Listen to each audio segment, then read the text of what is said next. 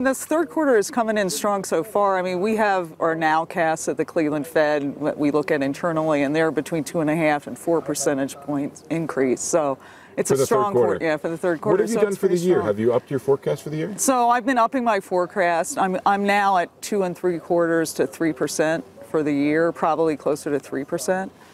So that's higher than I started. Is that a forecast you increased because of the tax cuts? I think that the fiscal policy, the stimulus, and the tax cuts has been a positive for the economy in terms of growth, demand growth.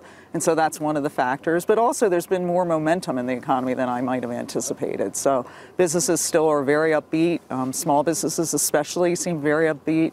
And so that's, one of the reasons that I've upped my forecast. And does the momentum continue into 2019 and 2020? So I think so, but I think we have to acknowledge that the fiscal stimulus on the demand side will be probably waning. So we have to take that into account. So I actually have my forecast coming down a bit in the out years. But again, you forecast as you go along, you adjust your forecast as the data comes in.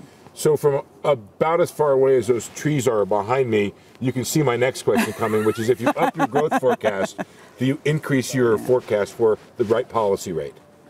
So, I think we've been on a good path in terms of a Fed funds path that's been a gradual increase in the funds rate path. I think what we're trying to do, and when I think about policies, we're trying to calibrate our policy path to the economy.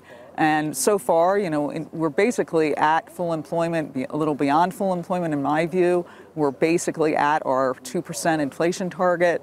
And I think we'll be sustainably at that by the end of the year. I think most of the data will come in that way. So again, we're at our targets, and yet we have accommodative monetary policy. So right now, this gradual upward path of a policy rate seems appropriate to me.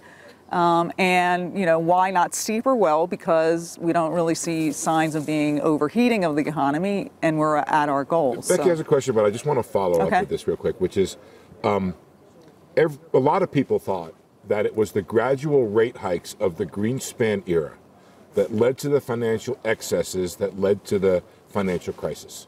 Why aren't you doing the same thing right now? Well, we are monitoring financial conditions. We're monitoring them very carefully. I think we're doing a better job than we did in the past, but, we certainly look for risk. Leveraged lending is a little up there. I think, if you look at stock prices and other asset valuations, some of those are excessive. So we've got to take that into account.